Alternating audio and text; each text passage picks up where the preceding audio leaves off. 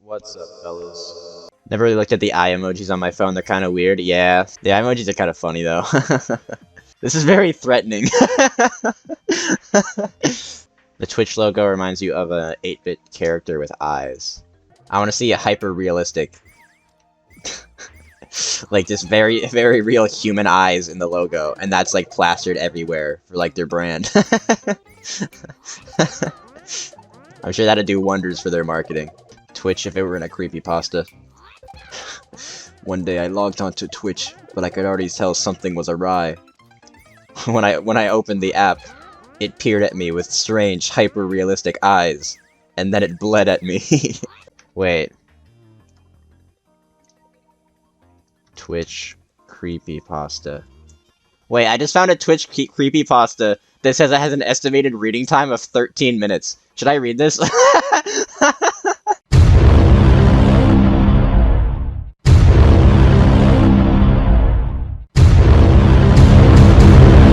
Skin tone, chicken bone, leave me alone with it. Oh. I am one of the biggest streamers on Twitch. True, by the way. I am.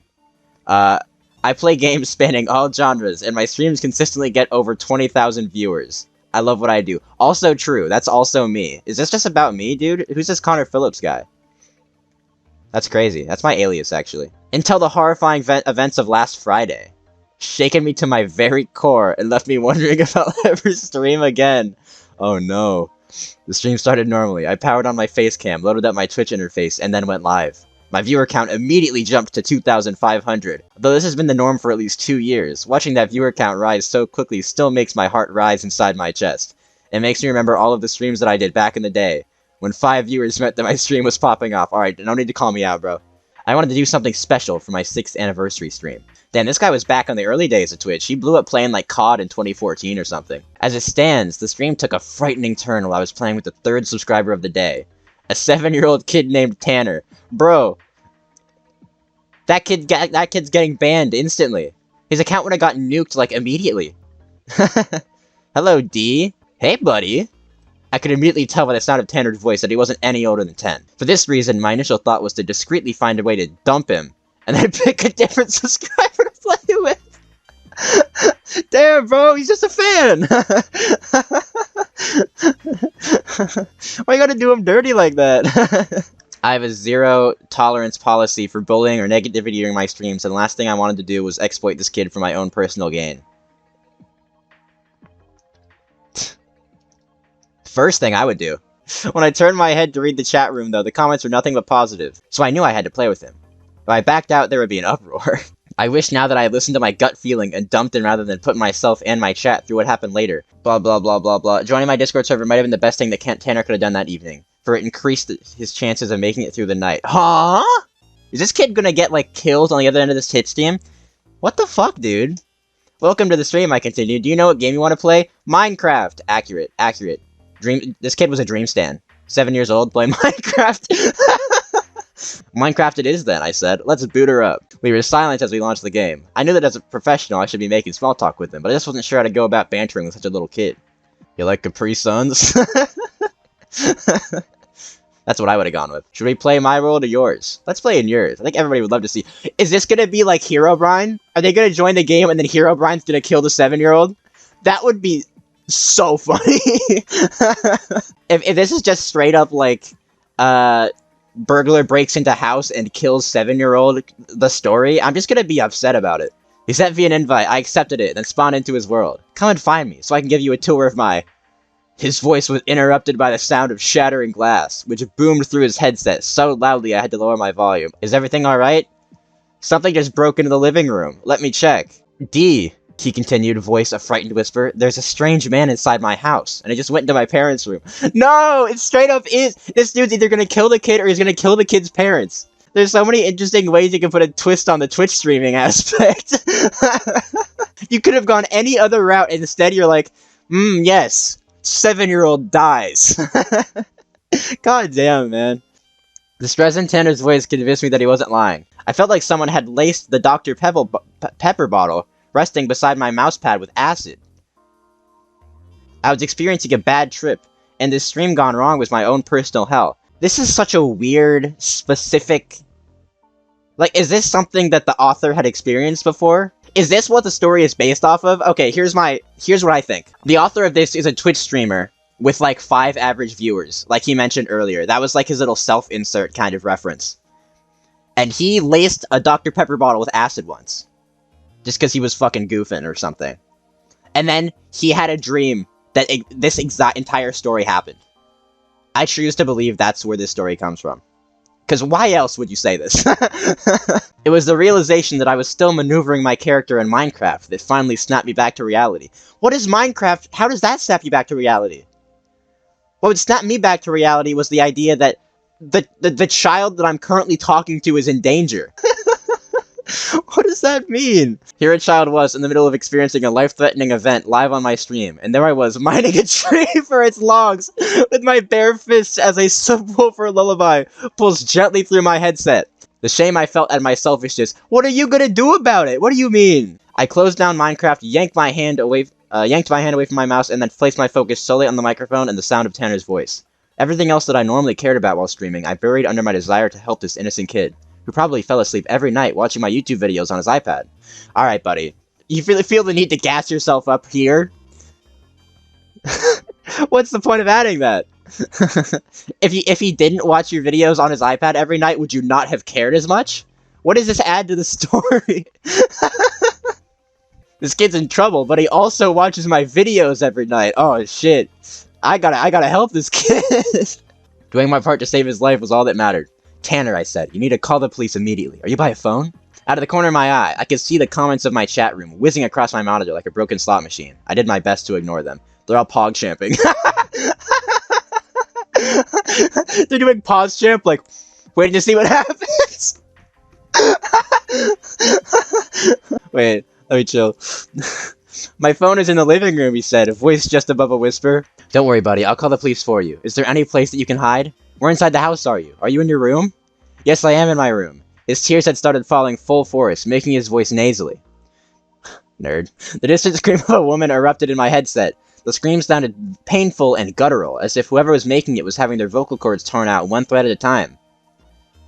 That's tough. I'll just say it. You don't like to hear that while you're streaming. But, like, imagine the content. Nah, sorry. For one of the only times that night, the chat became completely still. That would not be a time the chat is still. They would be sending emotes. You don't hear a scream and then be like... and just stare at the screen. Like, you might be shell-shocked for a second, but I know Twitch chat. They don't do that. Stay put. I'm gonna call the police. But first I need to tell me where you live. Luckily, he knew his exact address.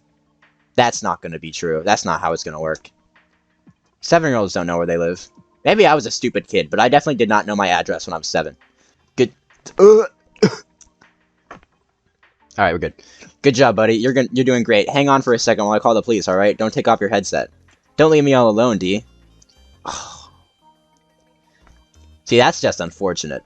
His voice was laced with so much feeling as he said this that for a moment I felt tempted to ignore the police and stay right there in the Discord server with him.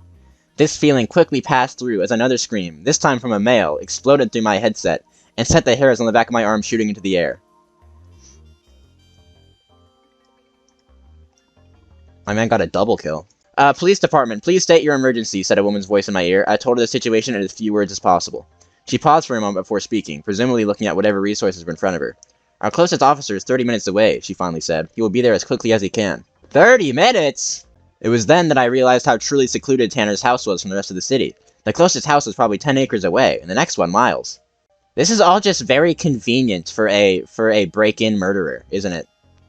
Almost like it's a story, and I need to stop looking into it so much. I'd heard of other streamers getting swatted before, but this made even that dangerous prank look like child's play in comparison. Imagine it's a prank.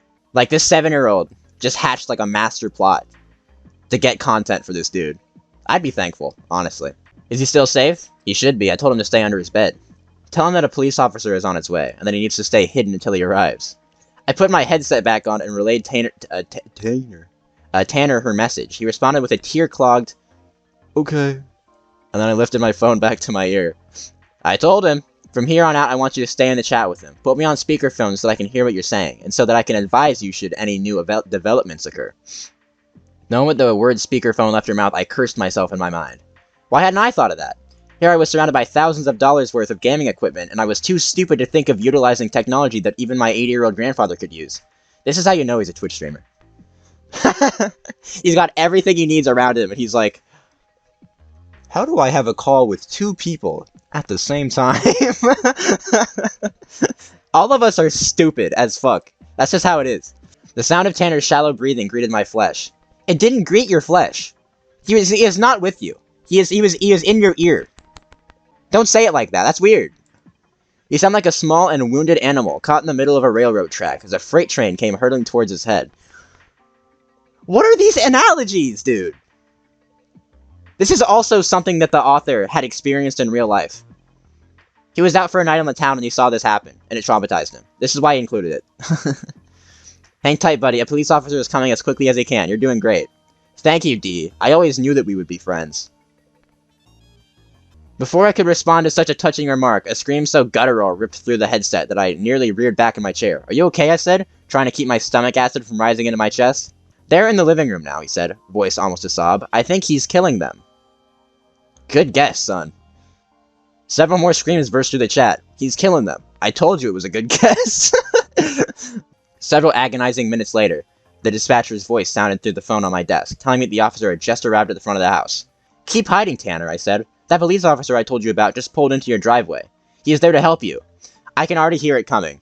Just then, a third scream from a different person erupted, and then it's just gonna be like, ah, shit. That's totally what's gonna happen. A few moments later, the sound of gunshots burst through the headset, followed by another round of screams. What did I say? Coming in guns blazing like that, I'm sure it hadn't been the officer's plans. Something must have happened. My guess was that he had been ambushed, and then I desperately hoped that he had been the one to come out on top.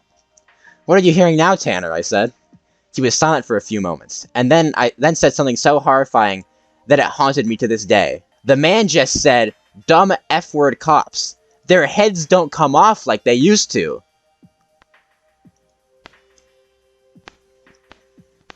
Excuse me? What?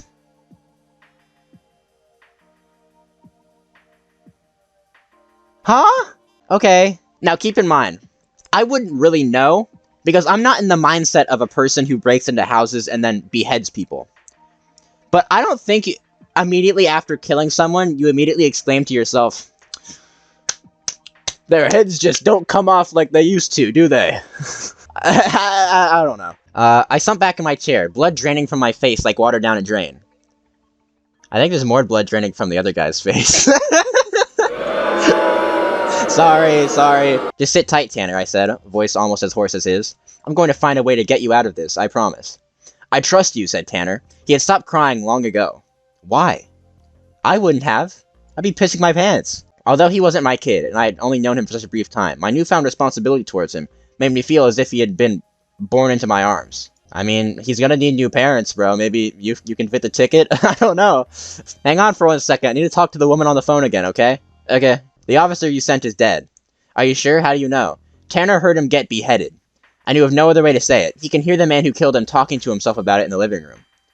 Jesus Cristo. I have a SWAT team on the way, but it will take them at least 35 minutes to get there. And this time when I say 35 minutes, I mean it. We are lucky that Officer Brunswick was able to arrive at the scene so quickly. The SWAT team is traveling from town, which is a lot slower going. Damn, rip my dog Brunswick. Doing his best. I pictured Officer Brunswick's body laying in the middle of Tanner's living room, bloody and headless, and thought that he was anything but lucky.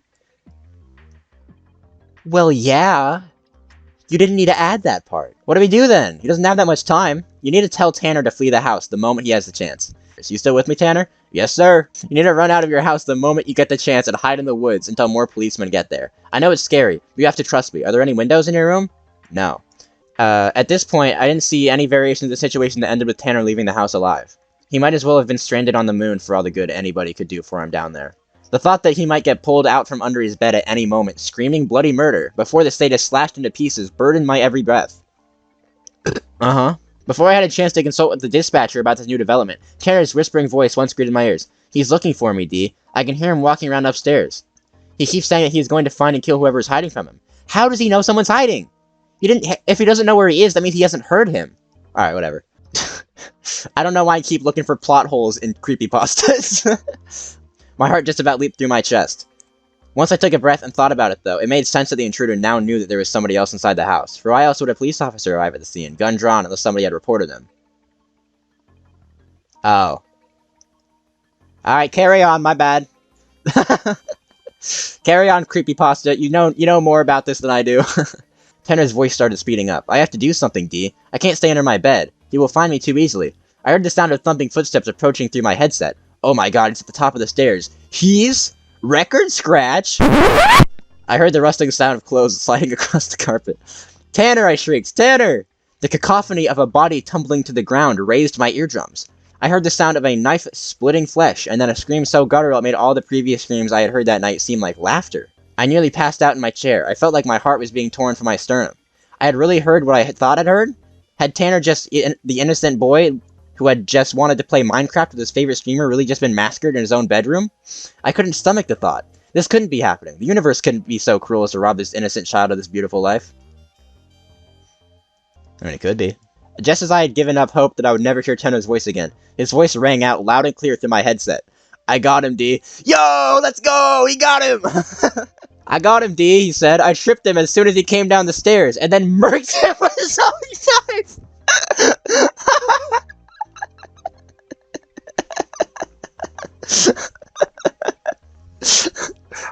Bro, I absolutely wrecked this guy.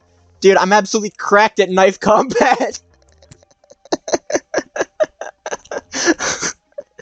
You got no business saying that right now, bro. What is that?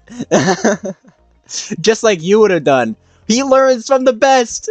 Yo. He looked over at I looked over at my monitor, and through the thousands of Pepe hands and blockers, I could see running across the chat at a nauseating pace. I told you they were sending out PogChamps. I knew it from the start. Wait, why are they Pepe handsing? Are they Pepe handsing the murderer? What do you mean? As proud as I am of Tanner for taking the situation into his own hands and ending the life of that miserable wretch, I'm having difficulties finding myself again after such a traumatic experience. The memories of that stream haunt me daily and plague my sleep with brutal nightmares. I mean, think about it this way, bro. There's no way this dude doesn't get hella clout off this. I'm just being realistic. This gets headlines all over the world. This man grows like 3 times his size. I'm sure he can find solace in that. It's not the sadist that haunts me, although I think about him a lot too, but the prying, invisible 50,000 pairs of eyes that were watching the event unfold in real time through my stream. They had loved every minute of it!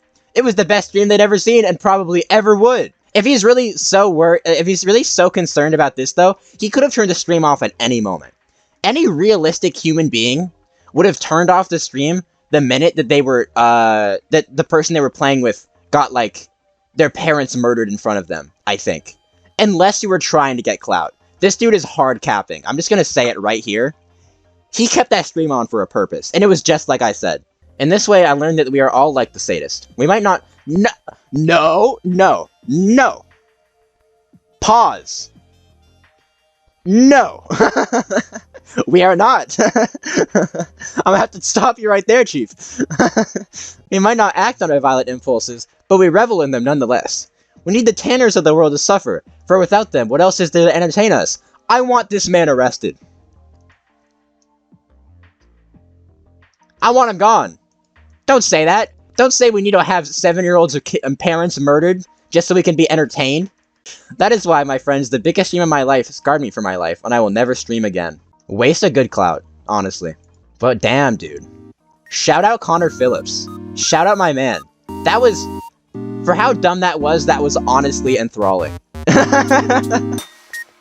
I've never been so interested in a creepypasta like that. Shout out my man Tanner.